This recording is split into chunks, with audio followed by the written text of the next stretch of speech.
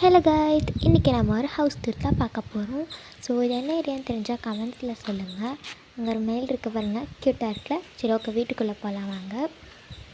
So மேலே வந்து டெக்கரேஷன்லாம் வச்சுருக்காங்க, பிளான்ட் மாதிரி. ஸோ உள்ளே ஃபர்ஸ்ட் பார்த்துட்டு அப்புறமா வெளியே பார்க்கலாம். ஸோ என்டர் ஆன உடனே இங்கே வந்து ஒரு ரூம் இருக்குது. மேலே ஷெட் தான் போட்டிருக்கு. கீழெல்லாம் ஃபுல்லாக வால் தான். இப்போ வந்து இது ஸ்டோர் ரூம் மாதிரி நினைக்கிறேன். இப்போ வந்து இங்கே ஸ்டோரேஜ் ஸ்பேஸ் இருக்குது. வீட்டுக்குள்ளே போனால் இங்கே ஜன்னல் கொடுத்துருக்காங்க. அப்புறமா இதுதான் வந்து ஹாலு. பெட்ரூம் ரூம்குள்ளே போயிடலாம். பெட்ரூம்குள்ளே ஸோ ஒரே ஒரு பெட்ரூம் தான் இருக்குது. பெட்ரூம் எல்லாம் ஸ்பேஷியஸாக இருக்குது. மேலே வந்து லாஃப்ட் கொடுத்துருக்காங்க. இப்போ வந்து டைனிங் ஹால் இது. இந்த வீட்டில் ஸ்டோரேஜ்க்கு பஞ்சாமே இல்லைங்க. இப்போ கிச்சனுக்கு போகலாம். கிச்சன் ரொம்ப காம்பேக்டாக இருக்குது. இங்கே ஷெல்ஃப்லாம் கொடுத்துருக்காங்க. ஸோ கிச்சன்லேருந்து நம்ம வெளியே பார்த்தா வீட்டுக்கு வெளியே வரைக்கும் நம்ம என்ன இருக்குது அப்படின்னு தெரியும்.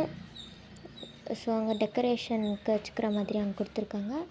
அவ்வளோதான். இப்போ வந்து நம்ம வெளியே போய் பார்த்துட்டு வந்துடலாம் என்னென்னலாம் இருக்குதுன்னு. இங்கே பிளான்ட் இருக்குது, அந்த துவைக்கிற கல் இருக்குங்க.